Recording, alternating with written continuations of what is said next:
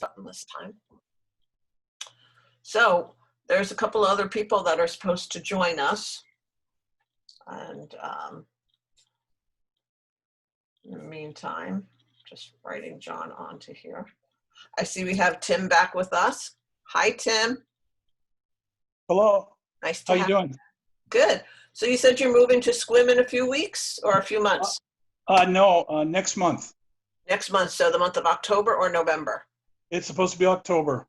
Okay, great. And you already have a place? Yes. And do you have family out there? No. Okay, well, it's a great community. I'm looking forward to it. Yeah, you'll enjoy it. So we might as well get started. We have Amber on with us.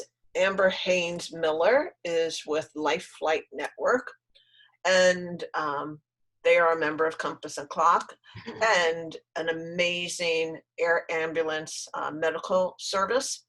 And in the previous seminar that we had this morning with Dr. Paul Cunningham, John had been asking a question about, you know, how fast somebody can get to a hospital should they have had a stroke or a heart attack. And I plugged Life Flight because they can save your life. And so Amber will be giving us a talk about that today. She's got a PowerPoint presentation, it looks like. And we've got Paula with us too. So Amber, why don't you introduce yourself and let the folks know what you do at Life Flight and take it from there. Okay, great. Thank you, Mary. Yes, my name is Amber Haynes Miller, and I've been with Life Flight Network for a little over 6 years, and I perform community outreach and engagement.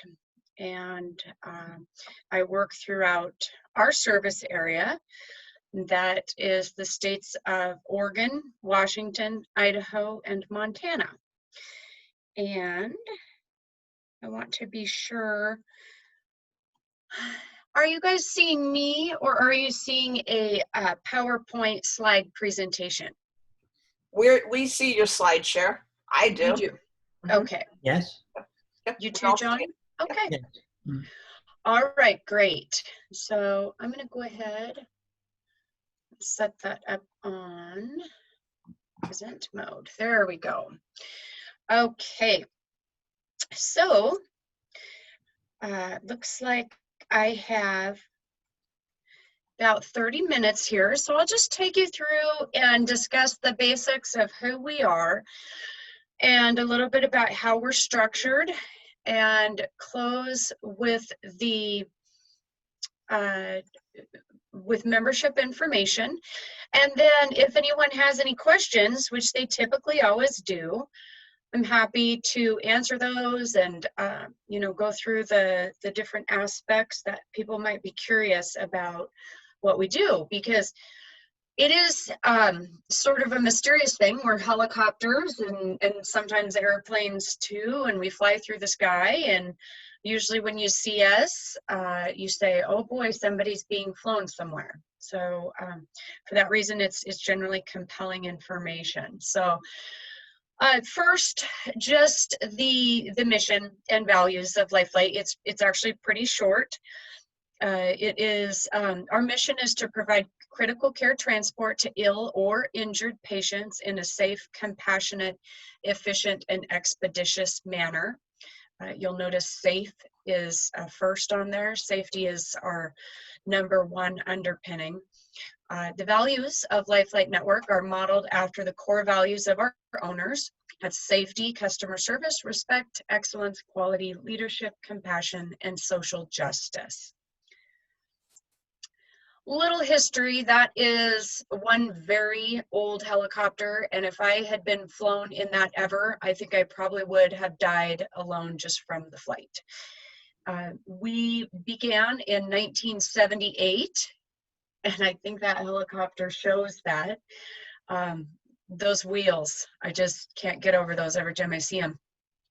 We were the first hospital-based air ambulance west of the Mississippi, and the 4th in the US. We're now the largest nonprofit air ambulance program in the nation. And We don't really have owners per se. What we have is a consortium of leadership. And with that, we're a not-for-profit medical transport program, excuse me.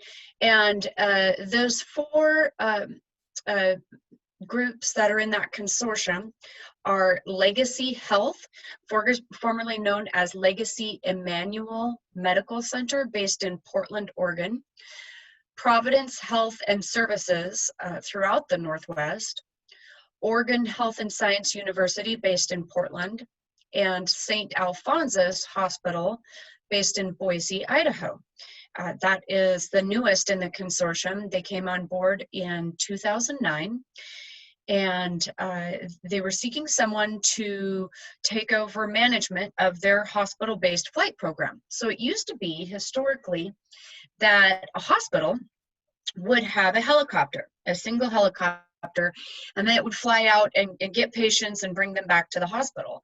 And that's how we began too at Legacy.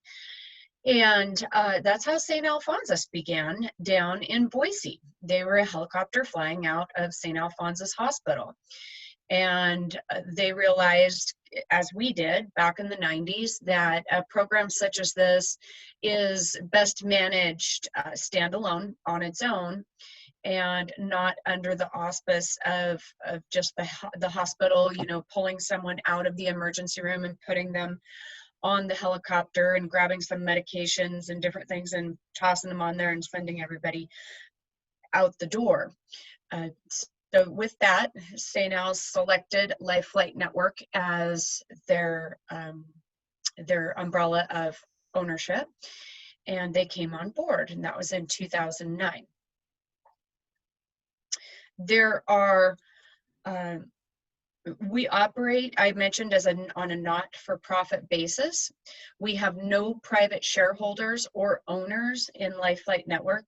Unlike for-profit companies with private shareholders, no individual owners or for-profit corporations receive a share of any profits generated by Life Flight Network.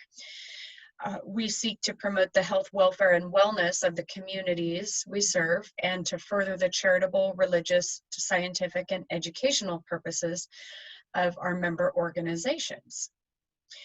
Our owners that I described before are all nonprofit tax-exempt entities, and any profits generated by our program are reinvested in the program's equipment and staff or passed through to its nonprofit owner. So there we go. That's an interesting photograph there. That was taken up on Mount Hood, I believe, and it's just the headline, as you can see, it says honors. And I left this one out, but I love the photo, so I included it, but I didn't think I would drag you through our honors. We've been selected as Employer of the Year multiple times in the state of Oregon, and each year the employees take part in a survey, and it asks us what we think of Life Flight and how we feel about our work and things like that. And we've received several of those honors, but I just love the photo, so I left it on there for everyone. And I actually have met only one of those people in that photo a few years back. So next, this is basically a shot of our fleet of aircraft. So you'll see a handful of helicopters there and 2 fixed wing. The helicopters have multiple names, and some of them are what we call instrument rated, and some are visual rated. So VFR, IFR, visual flight rating, and instrument flight rating or rated. And so on, for example, on the lower left, that is the same as the helicopter directly above it. There's some slight differences though. The one below it is permitted to fly in fog. They fly using their instruments. The one in the middle on the left cannot fly in fog at all. and the one above it on the left is in the same family as the one below it, but it can also fly in fog. So there's a few that can't, and there are a few that can. The fixed wings can. We have two different kinds. We have a King Air on the top one, and then on the bottom is a Pilatus. I don't know our exact count on aircraft right now. We have 26 bases throughout the Northwest, and then we have quite a few backup aircraft. I believe we're at a total of 36 helicopters, 10 fixed wing, and 1 jet. So to fit those aircraft, this is where they go. This is our service area. So a little key or ring that you see on there, that is a base. A base, with the exception of what's called an auxiliary base, down there on the bottom at the right, you see it says auxiliary base, and it's a dark full green, of which we currently have 3, although one in October will be changing to a full-time regular base, so which will leave 2 auxiliary bases. So every base on there has a helicopter at it. And then some of those bases also have a fixed wing, such as the light blue spots. And some of the bases also have a ground unit. Now, the ground unit, it's generally for coordinating transports from the hospital to the airport to place a patient on a fixed wing aircraft. We don't really consider ourselves a ground ambulance program. We're an air ambulance program, but we found it necessary to have those ground units. So at each of those bases, they operate 24 hours a day, 7 days a week, again, with the exception of the auxiliary base. And the one that I mentioned that will be adding on as a regular base is Walla Walla, Washington. So it currently shows a green circle there, and that will soon be a dark blue circle. So we'll have a helicopter there and a flight crew. There, as I mentioned earlier, there's a total of 26 full-time bases. And then next here, all right, this is kind of your neck of the woods over here in Western Washington. And these are our 2 most Western Washington bases. We do also have a base in Brewster, Washington, and Kelso, Washington. But as far as where you're located, that is our 2 Port Angeles and Coopville bases. Excuse me. The Coopville base is just a rotor wing. The Port Angeles base is both a rotor wing and a fixed wing. And you'll see there's little blue squares there. And those are showing you the flight times out to locations. So for example, if you're going from the Port Angeles base to the west, you'll see that Forks is at about 17 minutes flight time in there from Port Angeles to Forks. That's how long it takes for them to fly that distance. And over on the east, coming out of Coopville, you can see going towards, for example, Leavenworth and Wenatchee. Leavenworth is just a few minutes over 40 minutes, probably about 43 minutes to Leavenworth, just to give you an idea of how long it takes to get those distances from those bases. Okay, on those aircraft, the flight crew. So who's on there? What are they doing? The aircraft are staffed with a transport critical care flight nurse and a paramedic or a respiratory therapist. They provide ICU level care, and the respiratory therapist is needed for neonatal teams that we utilize with specially trained transport neonatal nurses and those respiratory therapists. Otherwise, they're traditionally an RN and a paramedic. And we also We do fly an ECMO transport team. So we work with Legacy Emmanuel Medical Center and Oregon Health and Science University to provide an extracorporeal membrane oxygenation transport, or also known as ECMO. There's a flight team that does that. So for the flight nurse and the paramedic, and the respiratory therapist as well, they're required to have 5 years of critical care experience. So for a nurse, that's 5 years full-time in the ED and the emergency department and the ICU, the intensive care unit. For the paramedic, they must have 5 years full-time in the field, which, if you're familiar with the paramedic career field, it takes quite a while to work up to a full-time role typically. Certifications, there are quite a few. There's a lot of acronyms there, but it's basic life support, advanced cardiovascular life support, pre-hospital trauma life support, basic trauma life support, pediatric advanced life support, pediatric education for pre-hospital professionals, neonatal resuscitation program. So, and then the nurses must also have a specialty nursing certification. That's a CFRN. So a nurse that flies on our aircraft is not just an RN, they're a CFRN. And there's a lot of testing and education that go into those certifications.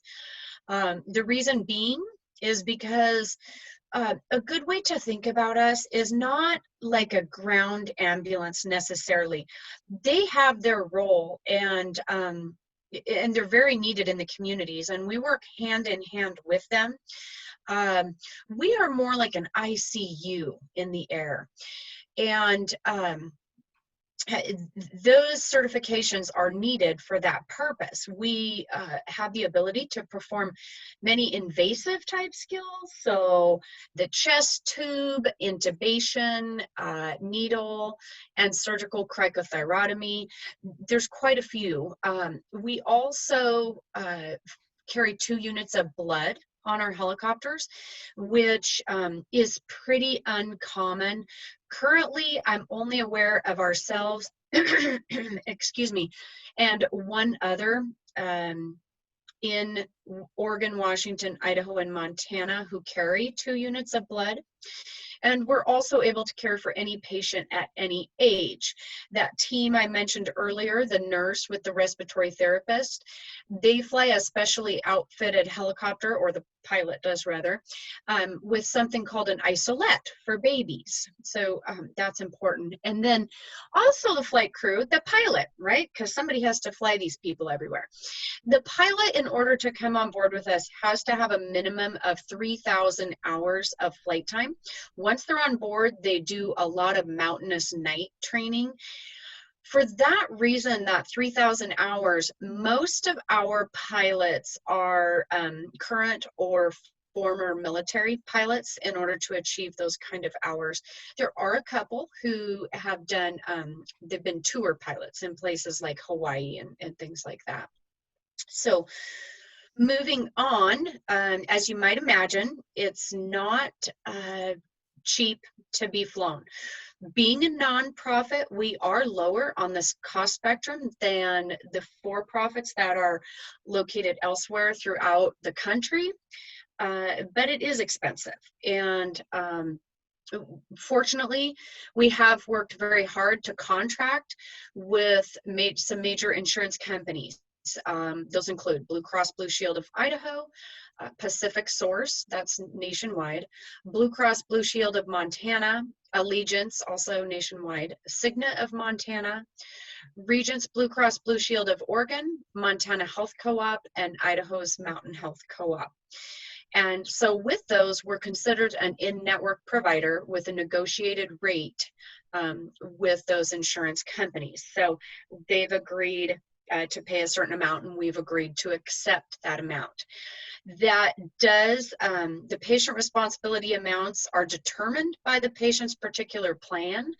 So for traditional PPO and HMO type plans, the patient is typically responsible for coinsurance and deductibles, also known as copay and deductibles. So it's important to, to understand what your insurance covers I often tell people, contact your insurance, ask them, if I were flown today, what percentage of that flight would you cover? Because every insurance varies. And I can tell you that Medicare does not cover 100% of a flight. So there's typically a balance bill, and then of course the copay and the deductible. So moving on here, that's where membership comes in. Membership is a pretty straightforward program.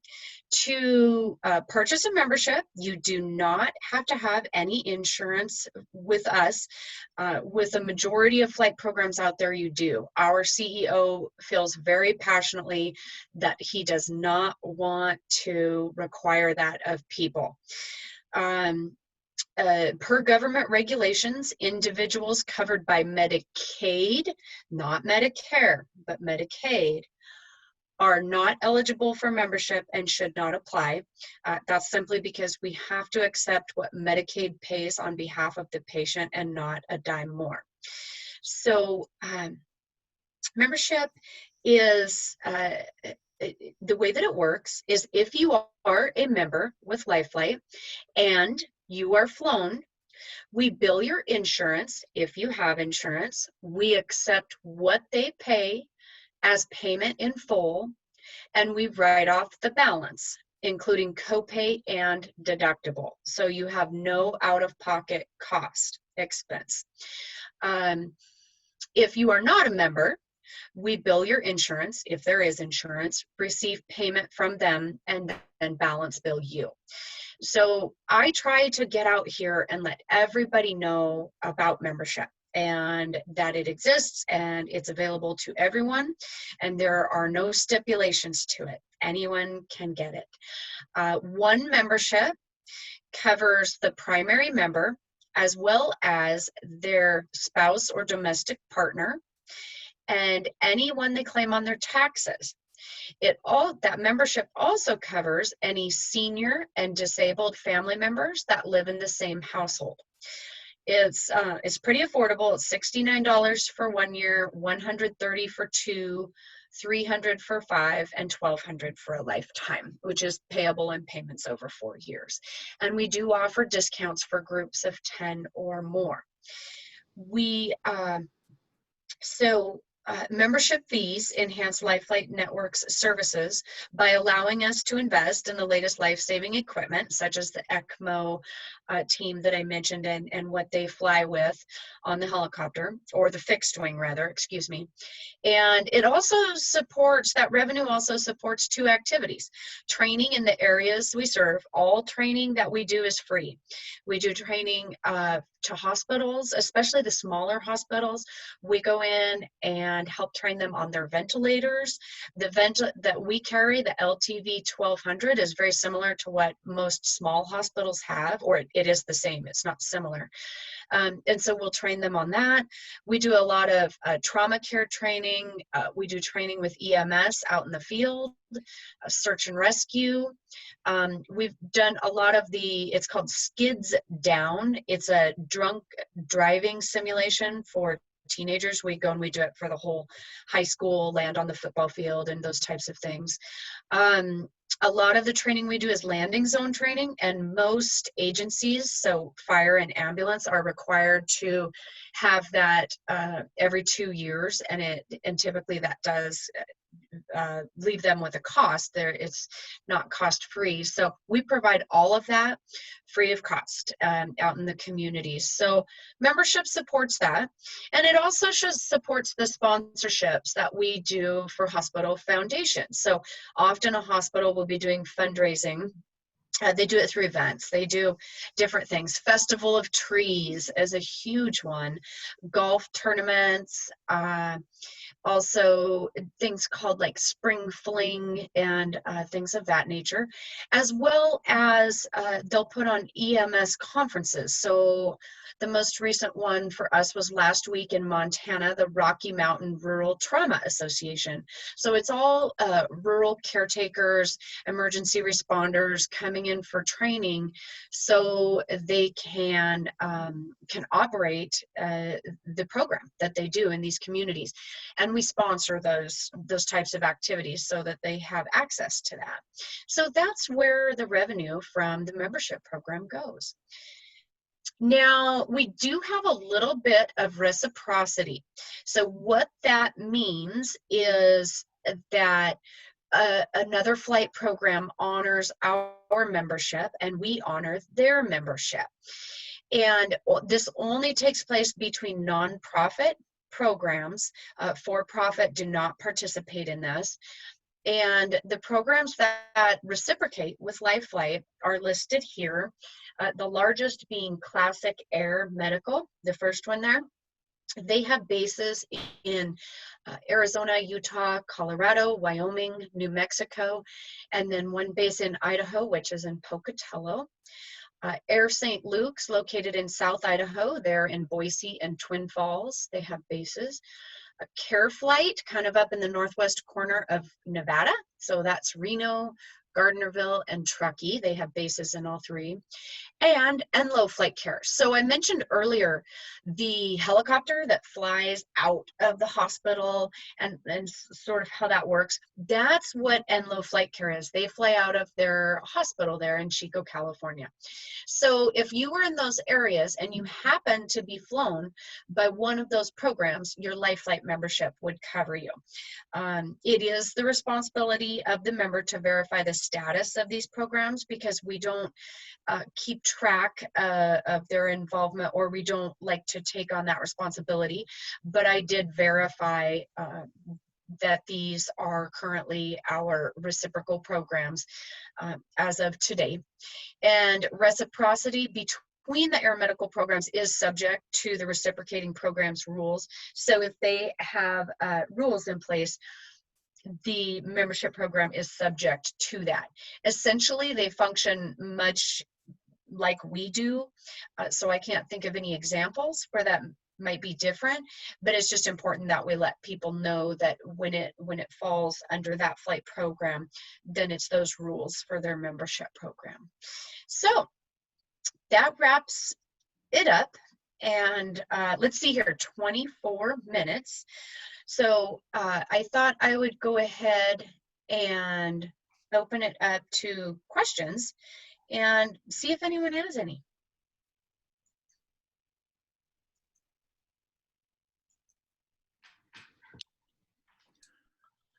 That was awesome. Thank you, Amber. You're welcome.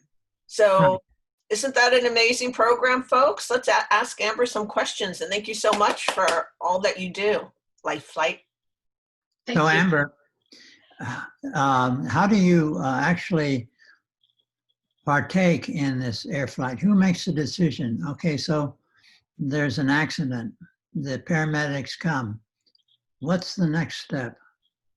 Okay, that's a very good question, John.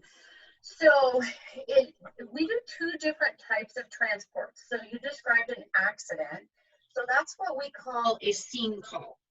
And that qualifies as an accident, you know, on a highway, an accident in a rural area, you know, back in the woods, maybe someone falls off their horse, or even at your home.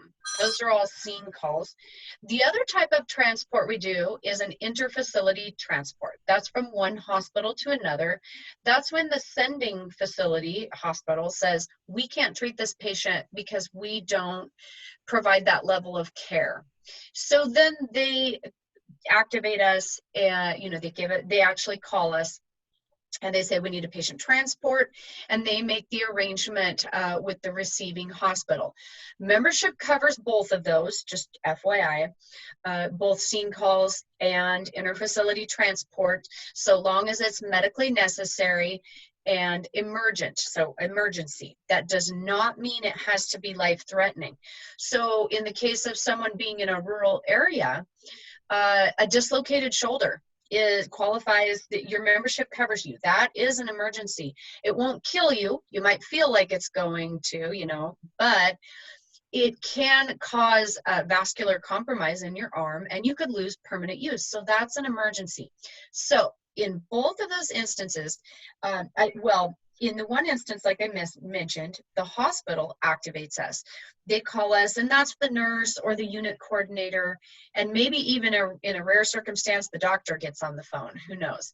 And they say, we need an aircraft, and we have a comms center. Well, let me go ahead and talk about a scene call. A scene call, someone calls 911. We're part of the 911 system, and the state comms gets on, that state communications, and they direct this call immediately to the local dispatch in that area from where the call is coming. And local dispatch gets a report of illness or injury, so they're hearing this, and of course it all happens very quickly. And they quickly determine how far away from them you are. In some cases, it's not very far, so they go ahead and respond. In some cases, it is farther, so they might activate us and have us on the way as they are also en route. Sometimes they put us on what's called standby. It's sort of like being on alert, which we're always on alert. So in the case where they come and respond to you at this accident, like you described, and they arrive and they say, whoa, this is bad, and here's a patient, and you know, their arm is on one side of the road and they are on the other side of the road, let's just say. They say, this is going to require life flight. You know, it's an immediate understanding. So they activate us. They activate us on radio, typically, not by phone, and we come in after that. And when they're communicating with us, that's going through that communication center I was getting ready to mention a moment ago. Our comm center is located in Boise, Idaho.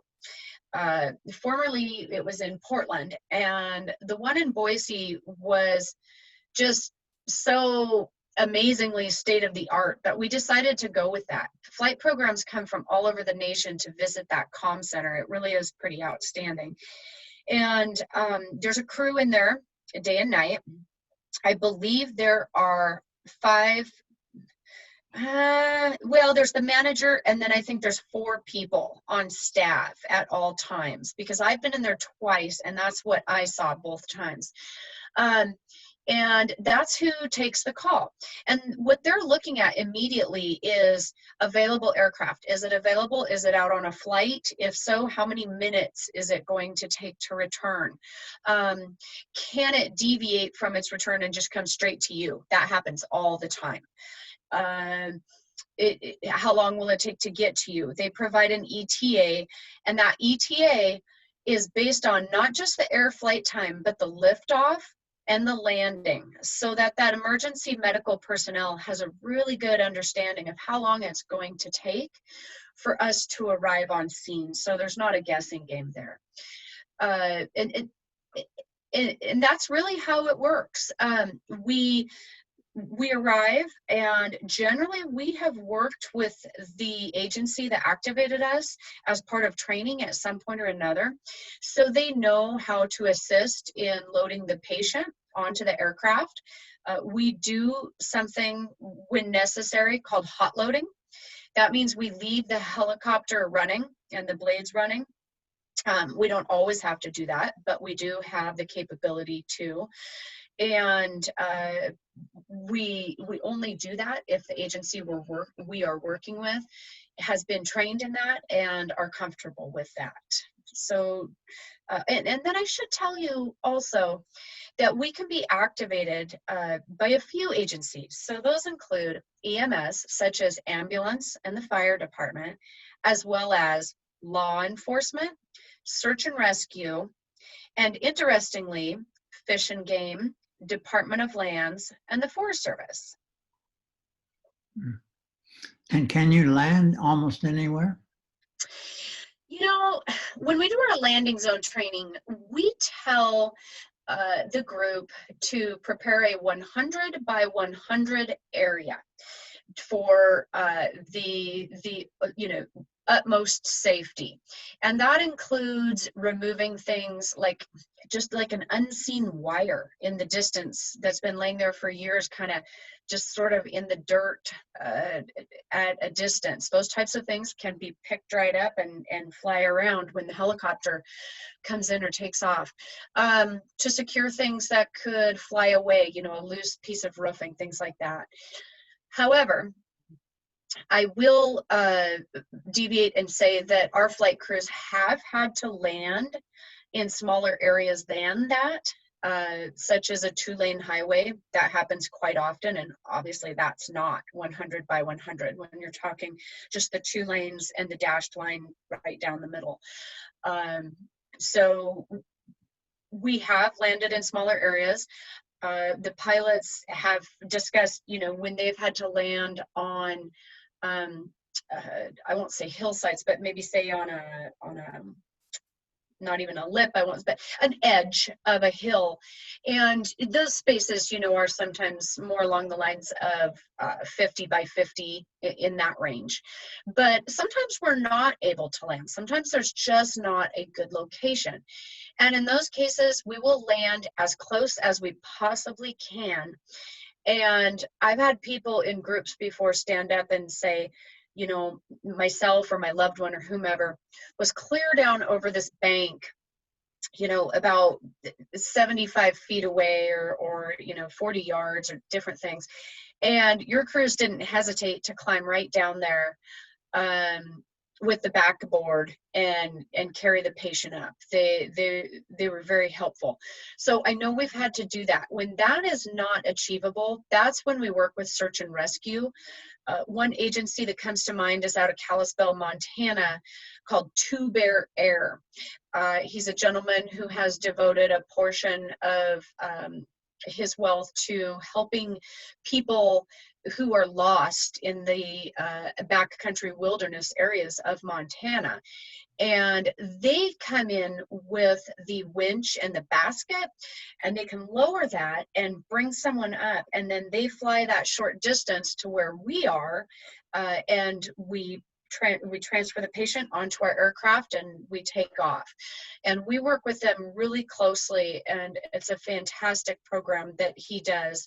I don't believe it goes as far as Western Washington, but that's where search and rescue comes in. So does that help, John? Yes, it does. Okay, fantastic. Amber, there's a question that was on the chat, and if somebody had to be flown from, let's say, Olympic Medical Center in Port Angeles to Seattle, if they were not a Life Flight network and didn't have the $69 membership, what is that cost? I thought from another seminar we've done, it's anywhere between like $12,000 to $34,000. Unfortunately, I have to do my thumb up, kind of. So our average flight cost is about $35,000. So that's an average. A patient, someone would not pay less than approximately $19,000 for a flight. So when I say that, that's a very short flight. And granted, air miles are much shorter than ground miles because we go as the bird flies, of course. But to give you, like I said, that idea, 35,000, and that sort of tells the story. But that also must be, what must be taken into account is we do operate over in Montana. We have 3 bases. And when we have a level 1 trauma call, depending on where we are, if it's Northwest Montana, we're coming clear over to Harborview Medical Center in Seattle. If it's Butte, Montana, we're coming to Salt Lake City, to the University of Utah for that transport. Those are long transports, and they are done by fixed wing. But that definitely skews that cost up. But I can safely tell somebody that they wouldn't pay less than approximately $19,000 for a flight. I hope that's helpful. what about the reciprocal organizations in these various states? Say I'm hiking in Idaho and I have an incident and so forth. What are their rates? Are their rates somewhat comparable, or is it a whole new ballgame? Well, fortunately in Idaho, that we have many bases in Idaho. The other program to the south is Air St. Luke's, which we do reciprocate with, like you mentioned. Their rates are comparable because they are a nonprofit like ourselves. So yeah, very comparable rates, but you would be covered by your membership if you were transported by them. There is one flight program over in the southeast portion of Idaho with a base in Idaho Falls and West Yellowstone, and they are a for-profit. They don't offer a membership program, so for that reason, if someone were flown by them, they can't really have that feeling of regret for not having purchased their membership, because they don't have one, unfortunately. And because they're a for-profit, they don't reciprocate. Now, of course, if time is of the essence and you need to reach a medical facility very expeditiously, then you will be flown by the nearest available air ambulance. However, you always have the right to request Life Flight Network. It doesn't mean that it will be granted, but it does help in that decision-making process. So if you're in a hospital and you have that medical team, they're going to factor that into their decision-making process, as is the EMS, if you vocalize your membership or someone else does on your behalf. And a lot of people say, well, gosh, what if I'm unconscious? It does happen, certainly, but not so much as you would think. I believe it's something like 9 to 14% of the people we fly are unconscious. So it's not a conversation that is impossible to have. Does that help? Good. Okay.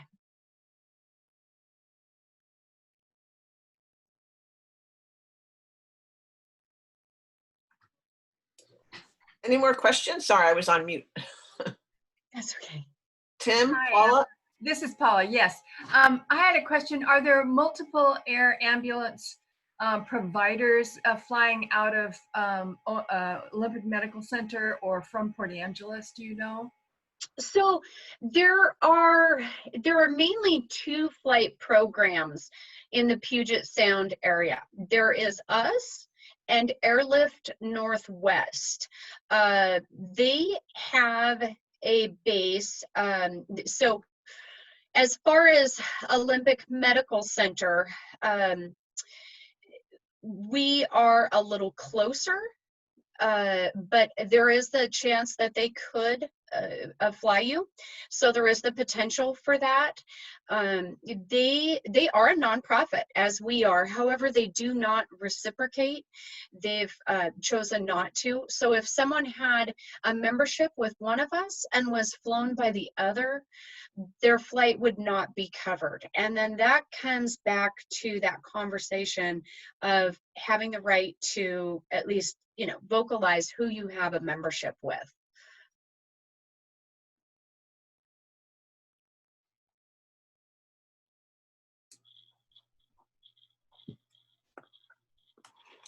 And did you, when you were talking about the memberships for $69 for a family, which is your dependents who lives with you and on your tax return, etc., did you also talk about the group membership? I believe I mentioned at the end that for groups of 10 or more, there is a discount. So if someone has a group and they have at least 10 people in there. They can access a discounted rate, which I did not mention. So rather than $69 per year, it's $59 per year. So each person saves $10. I think the benefit moreover, though, than the cost savings is having someone, a group administrator, who says, hey guys, it's time to renew your membership. So get your dues to me, and I'll get that sent in, because they send in one payment along with the enrollment forms. And you only need to enroll once. You only need to fill out that form once. And then each year we send a roster to the group administrator with everybody's name on it. And if someone has left the group, they merely cross that person out, and then they include any enrollment forms for someone they're adding to the group, and send that package back with the appropriate payment for however many people are in the group. And they can add people mid-year. We provide a prorated amount. We let them know how much that would be. There's a variance of groups. There's many civic groups, a lot of schools. So civic groups, write a personal check to generally their club secretary or treasurer, and that's who the administrator is. In schools, it varies. Sometimes it's payroll deduction that they use, and sometimes they have them just pay directly to the payroll department. And some employers pay for it for their employees. There are some, I believe we have one large union, for example, that pays for it out of union, not union dues, but they cover the cost of that in some form. So it really comes in all shapes and sizes, the groups do. And we even have families, very large families, and neighborhoods. There's some of those too out there. Yeah. Thank you, Mary. I actually thought the 10 or more were 10 or more families. So not that I have 10 people in my family, therefore it's $59. I thought, if I lived in a neighborhood and I got my family and 9 other families to join, it was $59 per family. You're correct. No, you understand that correctly. When I say very large families, I mean, aunts, uncles, brothers, but everybody at their own home, in their own family. And I think the most recent, well, this wouldn't be an applicable example, I guess, but I did just work with a living group over in Montana, a Mennonite community. And so, they're different families, but they're still, a group of people that work together. And it seems like, there's 20 some families that signed up. Paula, John, Tim, any more questions? What if I go hiking in Colorado and get hurt? Yeah, good question. So the only way you would be covered in Colorado is if you happen to be picked up by a program that we reciprocate with, such as the one on the list, Classic Air Medical. And then you would be covered. Otherwise, you would not. We're purely Northwest based. Yeah. There's not really an applicable nationwide program. There are a couple of for-profits that have many bases. So one that comes to mind is Air Medical Group Holdings, and they own several flight programs throughout the U.S. With different names. And a good example would be in Bend, Oregon, one called Airlink, and they also have a base in Klamath Falls, Oregon. Then they are located nowhere else in the Northwest. But as you start to move south and to the east, then there's a couple more dots, 1 or 2 maybe in like Arizona, and then Texas has a few, and then you get back to the east and they have, quite a few dots. But there's really not a single air ambulance program that is distributed evenly throughout the U.S. There are some people who are snowbirds in the Northwest, so they get our membership program, and then they do some research in the area where they winter over to find another program in that area. If it's a for-profit, their membership program will cost more, whereas if it's a nonprofit, it's a little more affordable.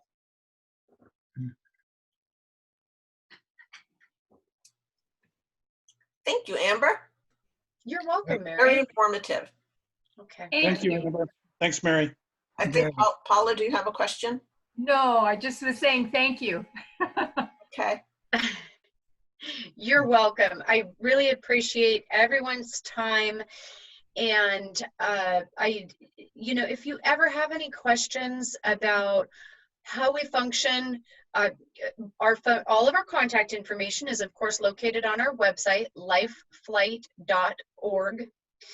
And you can call us anytime. And Mary actually has all my contact information. And because I do community outreach, that's what I'm here for. So you can reach out to me as well. And I answer at all times. Just ask Mary. I respond to emails at, 11 p.m. And I sent everybody, when I sent out the links for the different 6 seminars this week, because there's still 2 more tomorrow. So little plug here, if you're interested, tomorrow morning, we're talking about IRAs and retirement and the changes that the Secure Act have, the implications of that. And then death benefits will be part of that. And then the afternoon at 2:30, we'll wrap up with the senior housing, know your options for support. But when I sent out the email to everybody, I also sent out flyers for each of the different presenters with their contact info in their bio. So everybody on this call should have your contact info. All right, wonderful. Thank you, Mary. And thanks again, everyone, for your time. I'm going Thank to you. stop the you. recording now. Thank you, Amber, for everything. Well, I'll sign off here, but